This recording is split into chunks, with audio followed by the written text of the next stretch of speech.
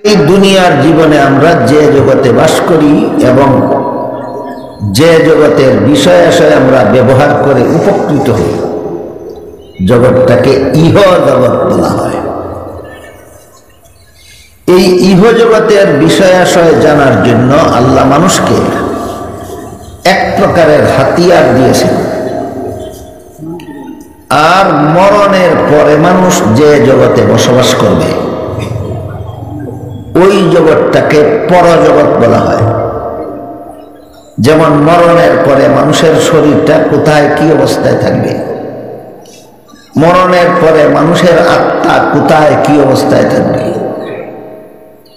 তারপরে আবার একদিন জীবিত হয়ে কোথায় কিভাবে দাঁড়াবে, সেখান থেকে হিসাব নিকাশ শেষ হওয়ার পর কে কোথায় যাবে, কিভাবে যাবে, সেখানে কি অবস্থায় বসবাস করবে, এইগুলি হইল পরজগতের বিষয় আসে। তাই আল্লাহর গোটা সৃষ্ট জগৎটাকে প্রধানত দুই ভাগে ভাগ করা হয়, একটা হইল ইহজগৎ আর একটা হইল পরজগৎ। ইহজগতের বিষয়গুলি জানার জন্য আল্লাহ মানুষকে এক প্রকার হাতিয়ার দিয়েছেন, আর পরজগতের বিষয়গুলি জানার জন্য আল্লাহ মানুষকে আরেক প্রকার হাতিয়ার দিয়েছেন। বুঝে থাকলে বলুন, ইহজগৎ আর পরজগৎ একই হাতিয়ারের দ্বারা জানা যায় না ভিন্ন ভিন্ন হাতিয়ার? তাই আমরা আগে বুঝার চেষ্টা করি ইহজগৎ চিনার, বুঝার, জানার হাতিয়ার আল্লাহ আমাদেরকে কি দান করেছেন, আর পরজগতের পরিচয় লাভ করার হাতিয়ার আল্লাহ আমাদেরকে কোনটা দান করেছেন। ইহজগতের বিষয় আশয় জানার জন্য আল্লাহ পাক রব্বুল আলামিন মানুষকে সৃষ্টিগতভাবে 6টা হাতিয়ার দিয়েছেন। এই 6 হাতিয়ারের নাম হলো যথাক্রমে দৃষ্টিশক্তি, শ্রবণ শক্তি, স্বাদ শক্তি, ঘ্রাণ শক্তি, ত্বক শক্তি, মেধা শক্তি। বাংলা এই শব্দগুলি বুঝতে যদি কারো কঠিন হয় তাহলে আমি একটু উদাহরণের মাধ্যমে বোঝাবার চেষ্টা করি। বাতি জ্বলে কি না জ্বলে না এটা জানার মতো একটা হাতিয়ার আছে আমাদের শরীরে ফিট করা, এটার নাম হলো দৃষ্টিশক্তি। তাকে মানুষের চোখে মাইকে আওয়াজ হয় কি না হয় না এটাও জানার জন্য আরেকটা হাতিয়ার আমাদের শরীরে ফিট করা আছে, এটার নাম হইল শ্রবণ শক্তি। তাকে মানুষের কানে কোন খাদ্যে কেমন স্বাদ এটা জানার জন্য আল্লাহ আরেকটা হাতিয়ার দিয়েছেন, সেটার নাম স্বাদ শক্তি। তাকে মানুষের জিহ্বায় কোন জিনিসে কেমন গন্ধ সেটাও জানার মতো হাতিয়ার দিয়েছেন আল্লাহ, ওইটার নাম ঘ্রাণ শক্তি। তাকে মানুষের নাকে আর আবহাওয়া ঠান্ডা না গরম এটা জানার মতো একটা হাতিয়ার আল্লাহ আমাদের শরীরে দান করেছেন, এটার নাম হলো ত্বক শক্তি। তাকে শরীরের চামড়ায়। আর এই যে বিদ্যুতের বাতির বাল্বের সাথে 2 রকমের তারের সংযোগ আছে, 2 রকমের বিদ্যুৎ প্রবাহিত হয়, একটা বিদ্যুতের নাম নেগেটিভ আর একটার নাম পজিটিভ। বাংলায় বলে ধনাত্মক, ঋণাত্মক। 2 প্রকার বিদ্যুৎকে প্রক্রিয়াগতভাবে বাল্বে একত্রিত করলে বাতি জ্বলে, আলোকিত হয়, অন্ধকার দূর হয়। এমন বিষয় জানার জন্য আল্লাহ আরেকটা হাতিয়ার আমাদের শরীরে দান করেছেন, এটার নাম মেধা শক্তি। তাকে মানুষের মাথার মস্তিষ্কে। এই হইল 6 হাতিয়ার। এই 6 হাতিয়ার আল্লাহ সৃষ্টিগতভাবেই মানুষের শরীরে ফিট করে দিয়া থাকে, জন্মগতভাবেই তার শরীরে ফিট করে দিয়া থাকে। জন্মের পর থেকে মরণ পর্যন্ত মানুষ এই 6 হাতিয়ার ব্যবহার করে ইহ জগতের যা কিছু জানা দরকার সব কিছু জেনে নিতে পারে। কাজেই ইহ জগতের অজানাকে জানার জন্য আল্লাহ মানুষকে হাতিয়ার দিয়েছেন 6টা। এর মধ্যে সর্বশ্রেষ্ঠ হাতিয়ারের নাম হলো মেধা শক্তি, ব্রেইন শক্তি। চিন্তা ভাবনা করে মাথা ঘামিয়ে কোনো কিছু উদ্ভাবন করা, উদ্ঘাটন করা। বুঝে থাকলে বলুন তো, ইহ জগতের অজানাকে জানার জন্য আল্লাহ আমাদেরকে হাতিয়ার কয়টা দিয়েছেন? 6টা। এই 6 হাতিয়ার ব্যবহার করে পরজগতের কোনো কিছুই জানার উপায় নাই। কার মরণ কেমন হবে, কার মরণকালে কেমন অবস্থা হবে, মরণের পরে কার কবরের অবস্থা কেমন হবে, কবর থেকে হাসরের মাঠে দাঁড়ালে পরে কে কি অবস্থায় দাঁড়াবে, কে কতটুকু শান্তিতে, কে কতটুকু অশান্তিতে, কে পুলসিরাত পার হতে পারবে, কে পার হতে পারবে না, পুলসিরাতের অবস্থা কেমন হবে, পার হতে না পারলে যে জাহান্নামে নিক্ষিপ্ত হবে জাহান্নামের বিবরণটা কেমন, পার হতে পারলে যে জান্নাতে পৌঁছে যাবে জান্নাতের হাল অবস্থা কেমন, এর বিন্দু মাত্র এই 6 হাতিয়ারের দ্বারা জানার উপায় নেই। বুঝে থাকলে বলেন, 6 হাতিয়ারের দ্বারা পরকাল জানা যায় না শুধু ইহকাল জানা যায়? 6 হাতিয়ারের দ্বারা শুধু ইহকাল জানা যায়। তাই পরকাল জানার জন্য আল্লাহ মানুষকে আরেকটা হাতিয়ার দান করেছেন, 7 নম্বর। এই হাতিয়ারটার নাম হলো ওহী। পরকাল জানার জন্য আল্লাহ মানুষকে যে হাতিয়ার দান করেছেন, হাতিয়ারটার নাম ওহী। এই ওহী 2 প্রকার। এক প্রকার ওহীকে কুরআন বলে, আর এক প্রকার ওহীকে বলে হাদিস।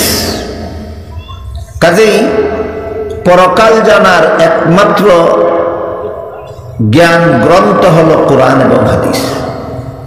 কোরআন হাদিস ছাড়া পরকাল জানার কোনো বিকল্প ব্যবস্থা মানুষের জন্য নাই।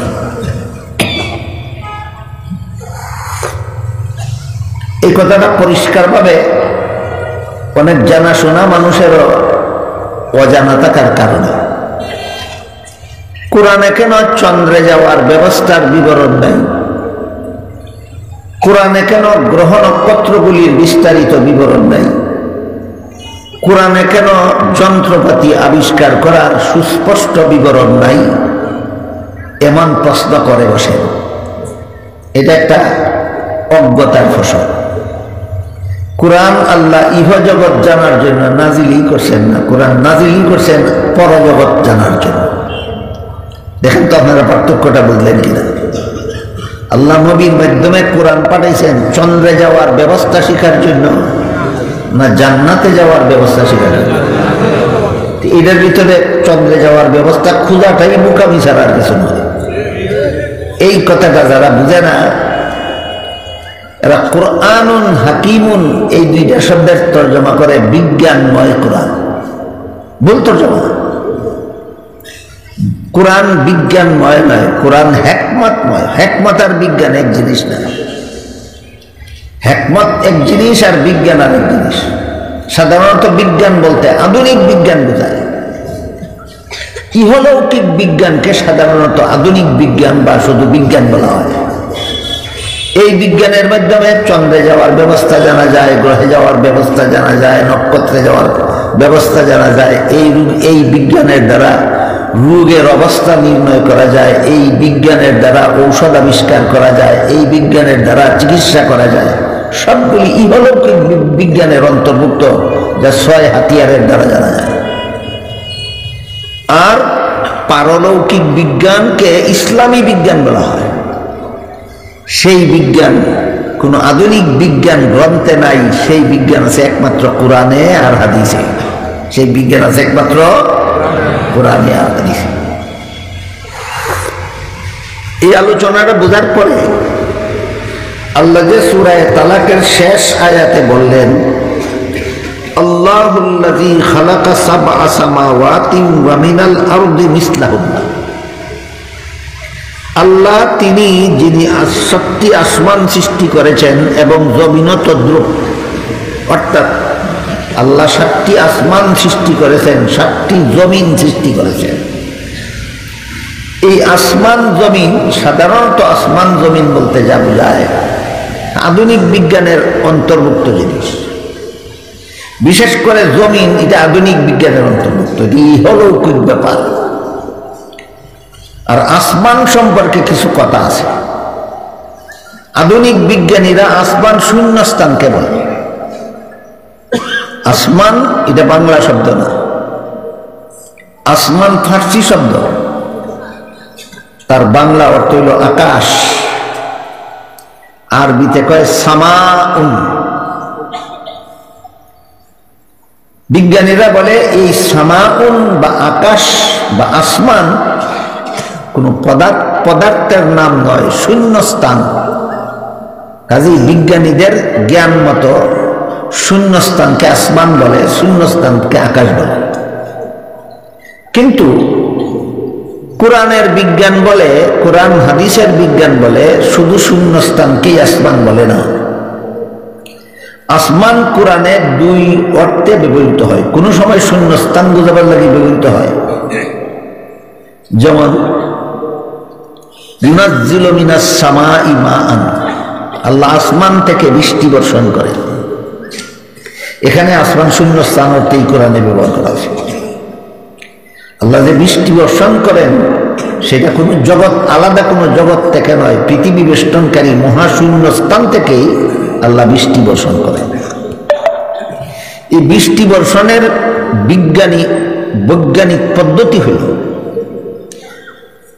পানি বা পানি জাতীয় কোনো জিনিসের মধ্যে যখন অতিরিক্ত গরম লাগে, তাপ লাগে, হিট লাগে, তখন এই পানি বাষ্প হয়ে যায়, দোয়ার মতো একটা পদার্থ হয়ে যায়। যতক্ষণ পানি থাকে তখন নিম্ন গতি সম্পন্ন থাকে। এই পানি হিটে যখন বাষ্প হয়ে যায় তখন তার গতি নিম্ন দিকে থাকে না, ঊর্ধ্বগতি হয়ে আকাশে উড়ে যায়। এই জিনিসটা খুব সহজ কথা, বোঝার জন্য সহজ উদাহরণ হলো, আপনি একটা ডেগের মধ্যে কিছু পানি দিয়ে চুলায় বসাইয়া জাল দিতে থাকুন, বেশ কিছুক্ষণ জাল দিলে দেখবেন পানি ফুটতেছে আর ডেগের ভিতর থেকে দোয়ার মতো একটা জিনিস বাইর হইয়া উপর দিকে চলে যেতেছে। দিতে দিতে দিতে দিতে এক সময় দেখা যায় সবটুকু পানি শুকিয়ে গেছে, গেল কোথায়? বাষ্প হয়ে আকাশে উড়ে গেছে। এর দ্বারা বোঝা গেল যে পানি হিটের দ্বারা বাষ্পে পরিণত হয়, এবং বাষ্পে পরিণত হলে পরে এটার নিম্নগতি সম্পন্ন থাকে না, ঊর্ধ্বগতি সম্পন্ন হয়, উপর দিকে উড়ে যায়। এরপরে পৃথিবী বেষ্টনকারী যে শূন্য স্থান আছে, এই শূন্য স্থানের মধ্যে বিভিন্ন স্তর আছে। কোন স্তর আছে স্বাভাবিকভাবে গরম, কোন স্তর আছে এর চেয়ে ঠান্ডা, কোন স্তর আছে এর চেয়ে আরো বেশি ঠান্ডা, কোন স্তর আছে অনেক গভীর ঠান্ডা। এই পৃথিবীর মাটির থেকে হিটের কারণে পানি যে বাষ্প হয়ে উপর দিকে যায়, যেতে যেতে যেতে যেতে খুব বেশি ঠান্ডা স্তরে যখন বাষ্পটা পৌঁছে, তখন এটা আবার পানির বিন্দুতে পরিণত হয়, জমে যায়। ঠান্ডার কারণে বাষ্প থাকে না, আবার পানি হয়ে যায়। সেই পানি বাতাসের ধাক্কায় উড়ে গিয়ে বিক্ষিপ্ত হয়ে পৃথিবীর বিভিন্ন অঞ্চলে নিক্ষিপ্ত হয়। এই নিক্ষিপ্ত পানিটাকেই বৃষ্টি বলা হয়। এবার বলেন তো, বৃষ্টি কি অন্য কোনো জগৎ থেকে আসে না পৃথিবীর বেষ্টনকারী মহাশূন্য থেকেই আসে? মহাশূন্য থেকেই আসে। কাজী কোরআনে যে আল্লাহ বলেছেন আসমান থেকে আমি বৃষ্টি বর্ষণ করি, এখানে আসমান অত শূন্যস্থান হই। কিন্তু আরেক ধরনের আয়াত আছে, যে আয়াতগুলিতে আল্লাহ পাক রব্বুল আলামিন বলেছেন যে আসমান আরেকটা জগতের নাম। বিভিন্ন হাদিসে উল্লেখ আছে আসমান আরেকটা জগতের নাম। এই জন্য আসমান শব্দ কোরআনে দুই অর্থে ব্যবহৃত, একটা হইল শূন্যস্থান, আরেকটা হইল আলাদা জগৎ। যেমন এক আয়াতে আল্লাহ বলেন, আলাম তারাউ কাইফা খালাকাল্লাহু সাবআ সামাওয়াতিন তিবাকা ওয়া জাআলাল কামারা ফীহিন্না নূরাও ওয়া জাআলাশ শামসা সিরাজা। তোমরা কি গবেষণার মন নিয়ে আসমানের দিকে তাকিয়ে দেখতে পারো না কেমন ভাবে আল্লাহ স্তরে স্তরে 7টি আসমান সৃষ্টি করেছেন? এখানে 7টি আসমান বলতে এই পৃথিবী বেষ্টনকারী মহাশূন্য বোঝানো হয়নি, 7টা জগৎ বোঝানো হয়েছে, যেই জগতের গভীরতা আছে। এক হাদিসে উল্লেখ আছে, রাসূল করিম সাল্লাল্লাহু আলাইহি ওয়াসাল্লাম বলেন ভূপৃষ্ঠের থেকে প্রথম আসমান পর্যন্ত যে ফাঁকা স্থানটা আছে, শূন্য স্থান, এটার গভীরতা হলো 500 বছরের রাস্তা। ভূপৃষ্ঠের থেকে প্রথম আসমান পর্যন্ত, প্রথম এই আসমানি জগৎ পর্যন্ত যে ফাঁকা জায়গা, এটার গভীরতা 500 বছরের রাস্তা। এই 500 বছরের রাস্তা পার হলে পৃথিবী বেষ্টনকারী মহাশূন্যটাকে চতুর্দিক থেকে আরেকটা জগতে বেষ্টন করে আছে। এটা একটা কঠিন পদার্থ, ওইটাকে কোরআনের ভাষায় আসমান বলে। যথারীতি সেখানে প্রবেশ করার জন্য গেট আছে, খোলা এবং বন্ধ করার ব্যবস্থা আছে। তো প্রথম আসমানের পৃথিবী বেষ্টনকারী মহাশূন্যের গভীরতা 500 বছরের রাস্তা, মহাশূন্য বেষ্টনকারী প্রথম আসমানের গভীরতা আল্লাহ রাসূল বলেন আরো 500 বছর রাস্তা। এইভাবে স্তরে স্তরে এক একটা মহাশূন্যের গভীরতা 500 বছরের রাস্তা, এক একটা আসমানের গভীরতা আরো 500 বছরের রাস্তা। তাহলে 7টা মহাশূন্যের গভীরতা হলো 3500 বছরের রাস্তা, 7টা আসমানের গভীরতা আরো 3500 বছরের রাস্তা। সুতরাং পৃথিবীর চতুর্দিকে যে স্তরে স্তরে একটার পর একটা করে মহাশূন্য বেষ্টন করে আছে এবং প্রতিটি আসমান প্রতিটি মহাশূন্যকে বেষ্টন করে আছে, এই 7 মহাশূন্য আর 7 আসমানের গভীরতা সর্বমোট 7000 বছরের রাস্তা। এর পরে হইল আল্লাহর আরশ, এর উপরে আল্লাহর আরশ। মেরাজের রাত্রে রাসূল করিম সাল্লাল্লাহু আলাইহি ওয়াসাল্লাম জিবরিলের সাথে যখন ওই জগতে রওনা হয়েছিলেন, তখন প্রথম আসমানের গেটে যাওয়া মাত্রই জিবরিল ফেরেশতা গেটের পাহারাদার দারওয়ানকে বলেছিলেন, গেট খুলো। অনেক কথাবার্তা হয়েছে, তো দারওয়ান গেট খুলে দিলেন।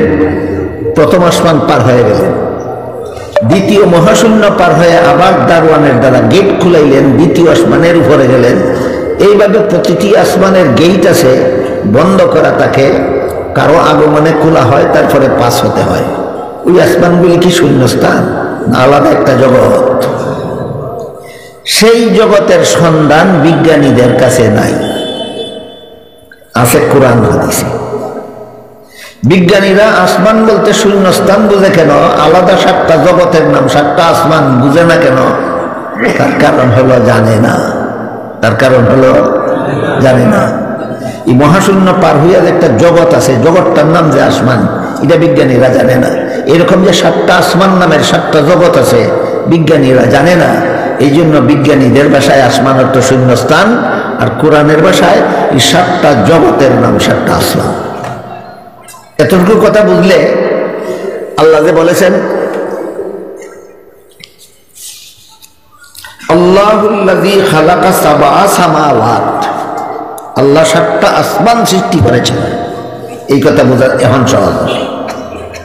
7 আসমান বলতে এই 7 আসমান, যে 7টা আসমান রাসূল করিম সাল্লাল্লাহু আলাইহি ওয়াসাল্লাম মেরাজের রাত্রে জিবরিল ফেরেশতার মাধ্যমে দারওয়ান ফেরেশতার দ্বারা গেট খুলাইলেন, তারপরে তার উপরে আরোহণ করলেন। এই 7টা আসমান মেরাজের রাত্রে আল্লাহ রাসূল নিজের চোখকে দেখে এসেছেন, আর কোরআনেও আল্লাহ এই 7টা আসমানের কথা বলেছেন। আসমানগুলি কত বড় এটার একটা আন্দাজ করলে পরে আল্লাহ এখানে আমাদের কি বোঝাতে চান সেটা বুঝে আসবে। পৃথিবীর চতুর্দিক থেকে একটা মহাশূন্য বেষ্টন করে আছে, যে এই মহাশূন্যটার গভীরতা হাদিস শরীফে আল্লাহ রাসূল বলেছেন 500 বছরের রাস্তা। 500 বছর পর্যন্ত যদি যাইতে থাকে, তারপরে প্রথম আসমান লাগাল পাবে। বলেন 500 বছর পর্যন্ত উপর দিকে যাওয়ার মতো হায়াত কোনো মানুষের আছে? এই মহাশূন্য পারও হইতে পারে না, আসমান নামের জগৎ দেখতেও হয় না। এই জন্য বিজ্ঞানীরা বলে আসমান বলতে শূন্যস্থান বোঝায়। আমি কি আপনাদের বোঝাতে বললাম?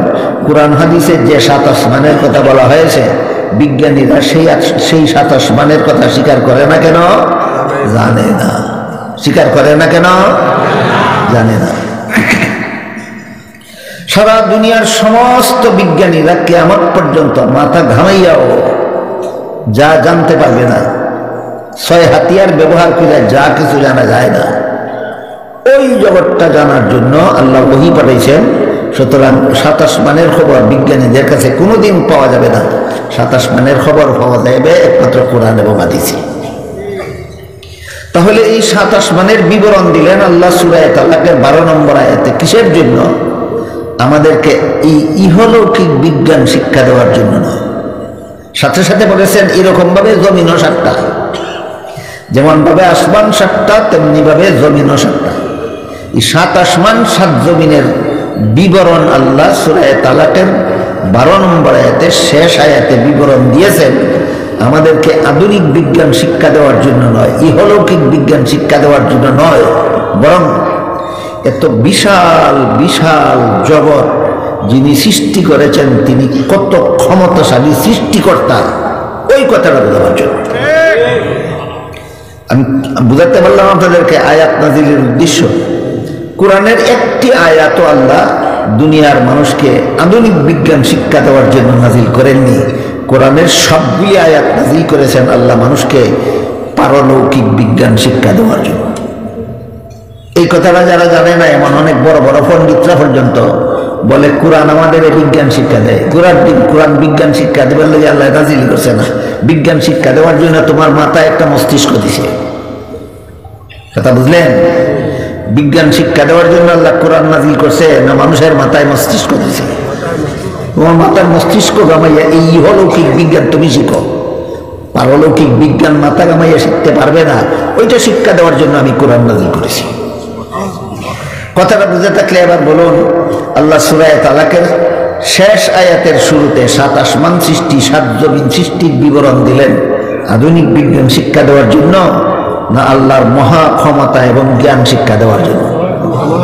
আল্লাহ কত বড় মহা ক্ষমতার অধিকারী এবং কত বড় জ্ঞান, এই কথাটা শিক্ষা দেওয়ার জন্য আলোচনা করছেন, আধুনিক বিজ্ঞান শিক্ষা দেওয়ার জন্য নয়। আধুনিক বিজ্ঞান শিক্ষার জন্য আল্লাহ মানুষের মাথায় মস্তিষ্ক দিয়া দিছে।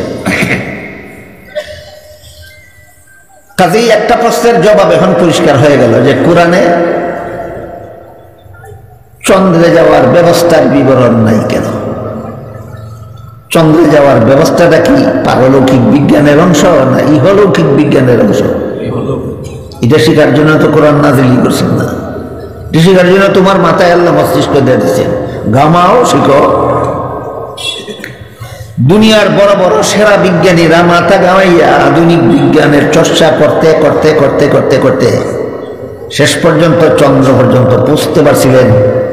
আমেরিকার একজন সেরা বিজ্ঞানী, নাম ছিল তার নীল আর্মস্ট্রং, বেশ কয়েক বছর আগে চন্দ্র বিজয়ের অভিযানে যে বিজ্ঞানী সর্বপ্রথম সাফল্য লাভ করেছিলেন তার নাম ছিল নীল আর্মস্ট্রং। তিনি চন্দ্রে পৌঁছেছেন, চন্দ্রে অবস্থান করেছেন, চন্দ্রের থেকে কিছু পদার্থ নিয়ে পৃথিবীতে ফিরে এসেছেন। ফিরে আসার পরে পৃথিবীর মানুষদেরকে চন্দ্র সম্পর্কে কতগুলি তথ্য প্রদান করেছেন। 1 নম্বর তথ্য হল চন্দ্রের জগতে অক্সিজেনের লেশ মাত্র নাই। এখন যদি আপনারা কি প্রশ্ন করেন অক্সিজেন কি জিনিস, আমাদের কি কাজে লাগে, তো এই আলোচনা করতে করতে আমার সময় সবটা শেষ হয়ে যাবে, আমি মূল আলোচনায় বেরিয়ে যেতে পারবো না। তারপরও যেহেতু যে আধুনিক বিজ্ঞানের একটা গুরুত্বপূর্ণ আলোচনা, এই জন্য একেবারে বাদও দিতে চাই না, সামান্য একটু আবার দিতে চাই। অক্সিজেন এটা আল্লাহর একটা কুদরতি সাবানের নাম। আল্লাহর কুদরতে একটা সাবান বানাইছেন, বানাইয়া বাতাসের সাথে মিশিয়ে রাখছেন, যা চোখে দেখা যায় না, যন্ত্রে ধরা পড়ে, এমন একটা সাবানের নাম অক্সিজেন। এই সাবান দিয়ে কি ধুলাই করে? মানুষ দৈনন্দিন জীবনে যে খাদ্য গ্রহণ করে এই খাদ্যের থেকে যে রক্ত উৎপাদন হয়, এই রক্তের দ্বারা শরীর সঞ্চালিত হয়। রক্তটা কয়েক মাস শরীরে ব্যবহৃত হলে পরে রক্তটা ময়লাযুক্ত হয়ে যায়, পুরাতন হয়ে যায়, ব্যবহারের অযোগ্য হয়ে যায়। তখন ওই রক্তটাকে ধুলাই করার জন্য, আবার পিওর করার জন্য একটা সাবানের দরকার হয়। এই সাবানটার নাম হলো অক্সিজেন। অক্সিজেন সৃষ্টি করে আল্লাহ বাতাসের সাথে মিশিয়ে রাখছেন, চোখে দেখা যায় না, যন্ত্রে ধরা পড়ে। আর মানুষের দূষিত রক্তটাকে ধুলাই করার একটা কুদরতি কারখানা দিয়েছেন মানুষের শরীরের ভিতরে, সেটা হইল মানুষের শরীরের আভ্যন্তরীণ একটা অঙ্গের নাম আছে, আরবিতে বলে কলব, বাংলায় বলে হৃৎপিণ্ড, ইংরেজিতে বলে হার্ট। এই হার্টের প্রধান দুইটা অংশ আছে। হার্টের এক অংশের চাপে ওই শরীরের দূষিত রক্ত ফুসফুসের ভিতরে গিয়া জমা হয়। শরীরের দূষিত রক্ত হার্টের পাম্পিং সিস্টেমে ফুসফুসের ভিতরে গিয়া জমা হয় এবং অক্সিজেনের দ্বারা ধুলাই হওয়ার অপেক্ষায় থাকে। এখন অক্সিজেন আছে আপনার শরীরের বাইরে বাতাসের সাথে মিশ্রিত, আর দূষিত রক্ত আছে ফুসফুসের ভিতরে অক্সিজেনের অপেক্ষায়। একটার মধ্যে আর একটা সোয়া লাগলে নি দুলাইব না আলাদা থাকলে সোয়া লাগবে কিভাবে? এটার জন্য আল্লাহ পাক রব্বুল আলামিন আরেকটা ব্যবস্থা করেছেন। আমাদের নাক দিয়া সেকেন্ডে সেকেন্ডে বাতাস টানা আর সারা, টানা আর সারা, টানা আর সারার একটা কুদরতি ব্যবস্থা জারি করে দিয়েছেন। মানুষ যখন ঘুমাইয়া থাকে তখনও নাক দিয়া বাতাস ঢুকে আর বের হয়, ঢুকে আর বের হয়, ঢুকে আর বের হয়। বুঝে থাকলে বলুন তো, ঘুমন্ত মানুষের নাক দিয়া বাতাস ঢুকে আর বের হয় তার ইচ্ছায় না অনিচ্ছায়? তাইলে বোঝা গেল তোমার ইচ্ছা ছাড়াই আল্লাহ তোমার এই দূষিত রক্ত দুলাইয়ের কাজ আল্লাহ চালু রাখে। আল্লাহকে চিনো, আল্লাহকে চিনাবার জন্য আল্লাহ এই কারখানা শরীরের ভিতরে আল্লাহ দিয়ে রাখছে। আমরা যখন ঘুমন্ত হোক জাগ্রত হোক যে কোনো অবস্থায় নাক দিয়ে যখন শ্বাসটা টানি, তখন এই টানা বাতাসের সাথে অক্সিজেন সাবানটাও ফুসফুস পর্যন্ত যায়। সাবানের গোলাপ পানির মধ্যে যেমন ভাবে ময়লা কাপড় চুবাইলে কাপড়ের ময়লা পরিষ্কার হয়, ঠিক তেমনি ভাবে ফুসফুসের ভিতরে অক্সিজেনের ছোঁয়া লেগে দূষিত রক্ত পিওর হয়। ময়লা কাপড় পরিষ্কার হওয়ার পরে যেমন ভাবে সাবানের পানি ময়লাযুক্ত হইয়া যায়, ঠিক তেমনি ভাবে ফুসফুসের ভিতরে আমাদের রক্তটা ধুলাই হলে পরে এই অক্সিজেনটা আর অক্সিজেন থাকে না, এটা একটা ময়লায় পরিণত হয়ে যায়। এই ময়লাটাকে বিজ্ঞানীদের ভাষায় কার্বন ডাই অক্সাইড কয়। আমরা যখন টানি তখন অক্সিজেন ঢুকে, সাবান হইয়া ঢুকে ময়লা হইয়া বাইর হয়, সাবান হইয়া ঢুকে ময়লা হইয়া বাইর হয়। সাবানটার নাম অক্সিজেন আর ময়লাটার নাম কার্বন ডাই অক্সাইড। বুঝে থাকলে বলেন, শ্বাস যে টানেন এটা কি ময়লা ঢুকে না সাবান ঢুকে? শ্বাস যে ফেলেন এটা কি সাবান বের হয় না ময়লা বের হয়? ময়লা বের হয়। এই যে কারখানাটা আল্লাহ আমাদের শরীরে ফিট করে দিয়ে রাখছেন, সেকেন্ডে সেকেন্ডে এই কারখানার কাজটা চালু আছে কিনা? চালু আছে। 2-3 মিনিটের জন্য যদি নাক দিয়া শ্বাস প্রবেশ করা বন্ধ হয়ে যায় তাহলে মানুষটা মরে যেতে বাধ্য হয়, কারণ অক্সিজেনের ব্যবহার থেকে সে বঞ্চিত হইয়া যায়। এই আলোচনার দ্বারা আমি আশা করি আপনারা বুঝতে পারছেন অক্সিজেন কোন জিনিসের নাম এবং মানুষের কোন কাজে লাগে। বুঝতে পারলেন কি? নীল আর্মস্ট্রং চন্দ্র বিজয়ের অভিযানে সাফল্য লাভ করার পর পৃথিবীতে ফিরে এসে পৃথিবীর মানুষকে কতগুলি তথ্য দিলেন। এর মধ্যে একটা তথ্য হলো চন্দ্রের জগতে অক্সিজেনের লেশ মাত্র নাই, সুতরাং সেখানে পৃথিবীর কোনো মানুষ গিয়া বসবাস করতে পারবে না। এই ঘটনা যেটা শুনলেন আপনারা, যে নীল আর্মস্ট্রং চন্দ্রে পৌঁছেছিলেন, অবস্থান করেছিলেন, ফিরে এসে দুনিয়ার মানুষকে সংবাদ দিয়েছেন চন্দ্রে অক্সিজেন নাই, সেখানে পৃথিবীর কোনো মানুষ বসবাস করতে পারবে না। এই বিবরণ কি কোরআনে লেখা আছে না হাদিসে লেখা আছে না নীল আর্মস্ট্রং মাথা গামাইয়া বের করছে? এবার বলেন, চন্দ্রে যাওয়ার ব্যবস্থার জন্য শিখার জন্য আল্লাহ কোরআন নাজিল করছেন না মানুষের মাথায় মস্তক দিছেন? এটাই দে ওইটা শিখো আর ওইটাই দে ওইটা শিখো। আমি কি বুঝাতে পারলাম বিষয়টা? চন্দ্রে যাওয়ার ব্যবস্থা নীল আর্মস্ট্রংয়ের মতো মাথা গামাইয়া শিখো, আর জান্নাতে যাওয়ার ব্যবস্থা কোরআন থেকে শিখো।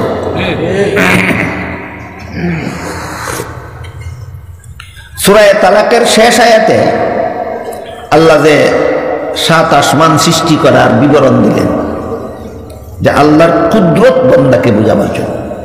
এত বড় বিশাল আকাশগুলি যিনি সৃষ্টি করেছেন তিনি কত বড় মহাশক্তিশালী। এই বিশালতা বোঝার জন্য সামান্য উদাহরণ হাদিস শরীফে আল্লাহ রাসূল বলেছেন, পৃথিবী বেষ্টনকারী মহাশূন্যটার গভীরতা 500 বছর। এর ফলে প্রথম মহাশূন্যটাকে বেষ্টন করে আছে যে আসমান, এটার গভীরতা আরো। তাহলে প্রথম আসমানটা প্রথম মহাশূন্যের চেয়ে অনেক বড় না? এর ফলে দ্বিতীয় মহাশূন্য তার চেয়ে অনেক বড়, তারপরে দ্বিতীয় আসমান তার চেয়ে আরো অনেক বড়, তারপরে তৃতীয় মহাশূন্য আরো অনেক বড়, তারপরে তৃতীয় আসমান আরো অনেক বড়, চতুর্থ মহাশূন্য আরো অনেক বড়, চতুর্থ আসমান আরো অনেক বড়, পঞ্চম আসমান আরো অনেক বড়, পঞ্চম মহাশূন্য আরো অনেক বড়, ষষ্ঠ মহাশূন্য আরো অনেক বড়, ষষ্ঠ আসমান আরো অনেক বড়, সপ্তম মহাশূন্য আরো অনেক বড়, সপ্তম আসমান আরো অনেক বড়। এই বিশাল লক্ষ লক্ষ কোটি কোটি মাইল দূর দূরান্তে অবস্থিত সাত আসমান সাত মহাশূন্যকে আল্লাহর আরশ চতুর্দিক থেকে বেষ্টন করে আছে। আপনাদের আন্দাজ হইল কি আরশটা কত বড়? এক হাদিসে উল্লেখ আছে, বিশাল একটা মরুভূমির মধ্যে কয়েক মাইল হাঁটলে যেই মরুভূমি পার হওয়া যাবে, এমন একটা মরুভূমির মধ্যে একটা ডিম রাখলে মরুভূমির তুলনায় ডিমটা যত ছোট, আল্লাহর আরশের তুলনায় সাত আসমান সাত জমিন তার চেয়েও ছোট। তাহলে এই সাত আসমান সাত জমিন বেষ্টনকারী আরশ যে আল্লাহ সৃষ্টি করে এইভাবে স্থাপন করে রেখেছেন, তিনি কত বড় শক্তিশালী, এই কথাটা বোঝাবার জন্য আল্লাহ সাত আসমানের বিবরণ দিয়েছে। আমার কথা বুঝে থাকলে বলেন, সাত আসমান সাত জমিনের বিবরণ দিয়েছেন আধুনিক বিজ্ঞান শিক্ষা দেওয়ার জন্য না আল্লাহর ক্ষমতা বোঝাবার জন্য? আল্লাহর কুদরত, আল্লাহর ক্ষমতা, আল্লাহর এলিম, আল্লাহর আধিপত্য বোঝাবার জন্য। এটা মুমিনের ঈমান। গেল সাত আসমান সম্পর্কে সামান্য আলোচনা। এবার সাথে সাথে আল্লাহ বলেন, এরকম যেমন ভাবে আল্লাহ সাতটা আসমান সৃষ্টি করেছেন, তেমনি ভাবে সাত জমিনও সাতটা সৃষ্টি করেছেন। সাত জমিন কোথায় আছে, কি অবস্থায় আছে, কোনটা কোনটা, এই ব্যাপারে তাফসীরের কিতাবে ভিন্ন ভিন্ন বিবরণ আছে। এই ভিন্ন ভিন্ন বিবরণ বিস্তারিত, অনেক লম্বা। এর মধ্যে একটা বিবরণের সার সংক্ষেপ আমি আপনাদের শোনাই। সাত জমিন বলতে কি বোঝায়, এই ব্যাপারে যত বিবরণ তাফসীরের কিতাবে আছে, এর মধ্যে একটা বিবরণ হলো, আমরা যে পৃথিবীতে বাস করি, পৃথিবীটা গোলাকার। এখানে বিজ্ঞান মোটামুটি জানেন বুঝেন এমন কেউ থাকলে বলবেন,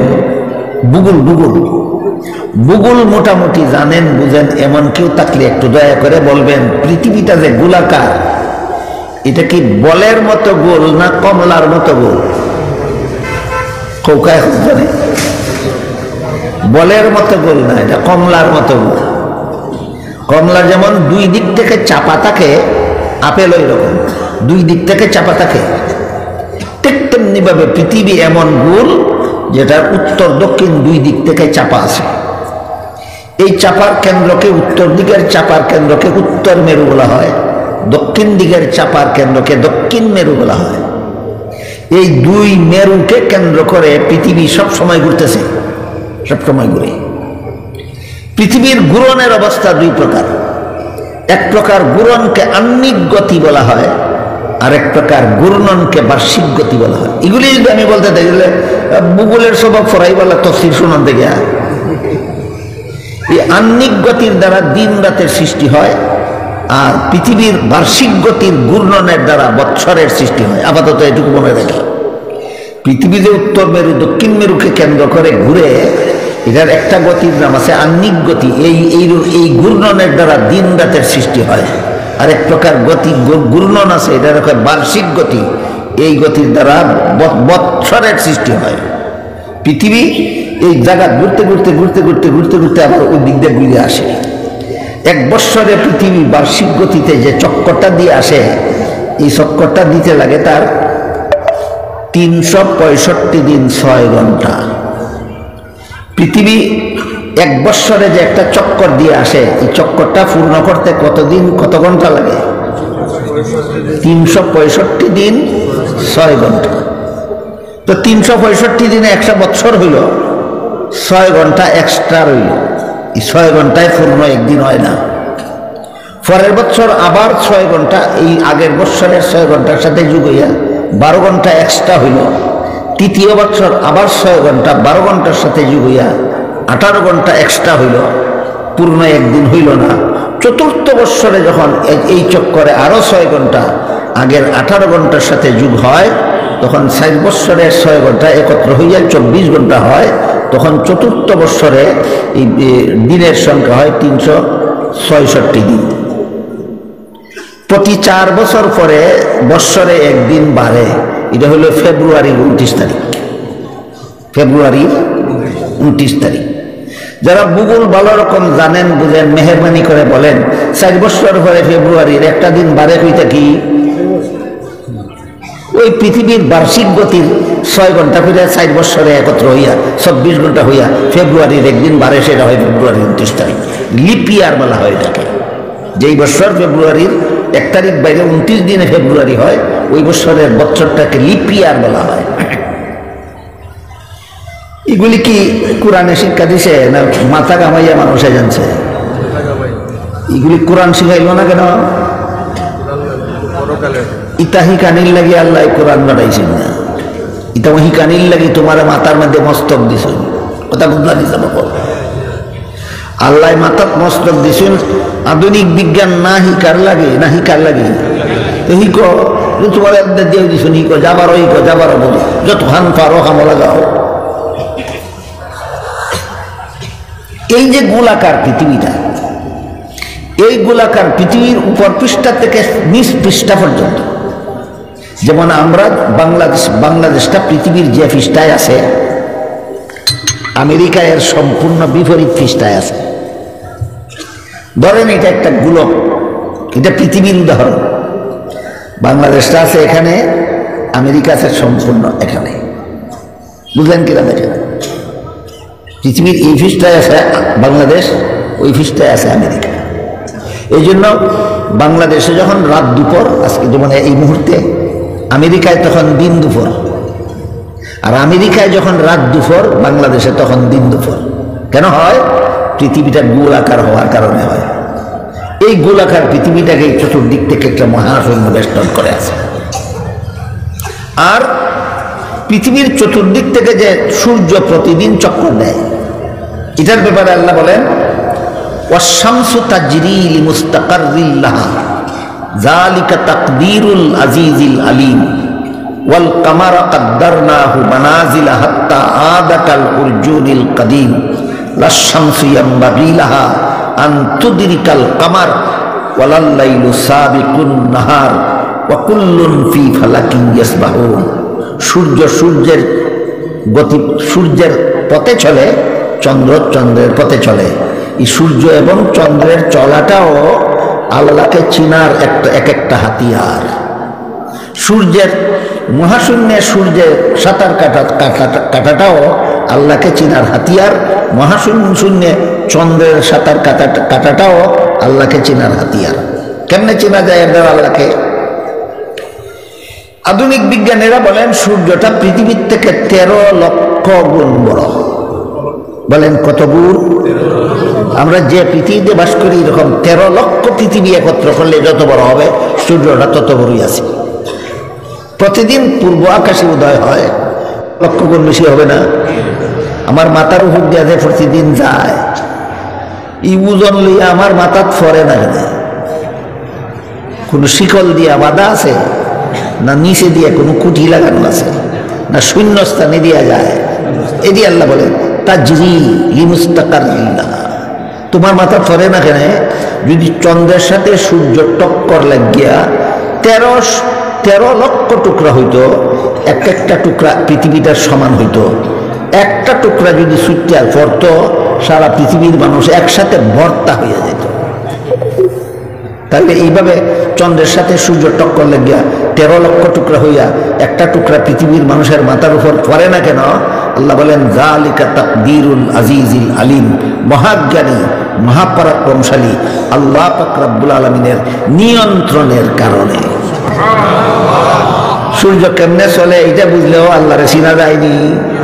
চন্দ্র কেমনে চলে এটা বুঝলেও আল্লাহরে চিনা যায়নি। আমার শ্বাস প্রশ্বাসের দ্বারা আমার শরীরের রক্ত কিভাবে পিওর হয় এটা বুঝলেও আল্লাহরে চিনা যায়নি। আমি ঘুমাই থাকলেও নাকি শ্বাস ঢুকে কোন মেশিনের চাপে আর 12 কোন মেশিনের প্রেসারে, এটা বুঝলেও আল্লাহরে চিনা যায়নি। সুতরাং চন্দ্র, সূর্য, গ্রহ, নক্ষত্র, আসমান, জমিন ইত্যাদি যত বিবরণ আল্লাহ কোরআনে দিয়েছেন, আধুনিক বিজ্ঞান শিক্ষা দেওয়ার জন্য নয়, আল্লাহর কুদরত বোঝাবার জন্য। বলেন এই আসমান জমিন সম্পর্কে আল্লাহ কোরআনে যত বিবরণ দিয়েছেন আধুনিক বিজ্ঞান শিক্ষা দেওয়ার জন্য না আল্লাহর কুদরত বোঝাবার জন্য? এবার যাই মূল কথার দিকে। আল্লাহ বলেন যেমন ভাবে 7টা আসমান বানাইছি তেমনি ভাবে 7টা জমিন বানাইছি। এই 7টা জমিন বলতে কি বোঝায় এটা নিয়ে তফসির বিভিন্ন রকম তফসির আছে, একরকম না। এর মধ্যে একটা তফসির হলো যে গুল পৃথিবীতে মানুষ বাস করে, বাংলাদেশের মানুষ সেখানে বাস করে, সম্পূর্ণ বিপরীত দিকে আমেরিকার মানুষ বাস করে, এটার গভীরে 7টা স্তর আছে। বাংলাদেশ থেকে আমেরিকা পর্যন্ত এই পৃথিবীর গভীরে কটা স্তর আছে? 7টা স্তর আছে। এই 7 জমিনের যত তফসির যত ব্যাখ্যা আছে এর মধ্যে একটা ব্যাখ্যা হলো তোমাদের পায়ের নিচের গোলক পৃথিবীর মাটির স্তর আছে 7টা। এই 7টা স্তরকেই আল্লাহ পাক রব্বুল আলামিন 7টা জমিন বলেছেন। এইগুলো 7 জমিনের এক ব্যাখ্যা। 7 জমিনের আর এক ব্যাখ্যা হলো গভীরে নয়, ভূপৃষ্ঠের মধ্যে ওই 7টা মহাদেশকে আল্লাহ 7টা জমিন বলছেন। এটা আর দ্বিতীয় তফসির।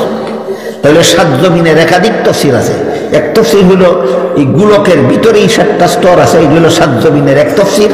আর এক তফসির হলো ভূপৃষ্ঠের মধ্যে যে 7টা মহাদেশ আছে এই 7টা মহাদেশ হইল 7টা পৃথিবী, 7টা জমিন। এটা হইল 7 জমিনের আরেক তফসির। এইগুলির বিবরণ দিয়ে আল্লাহ পাক রব্বুল আলামিন বুঝাতে চান, আধুনিক বিজ্ঞানীরা বলে পৃথিবীর 3 ভাগ জল 1 ভাগ স্থল। কয়নি? 3 ভাগ জল 1 ভাগ স্থল। এই যে 3 ভাগ জল জলে এই পৃথিবীটা, এই সাগর মহাসাগর গুলিয়ে পৃথিবীটাকে ঘেরাও করে।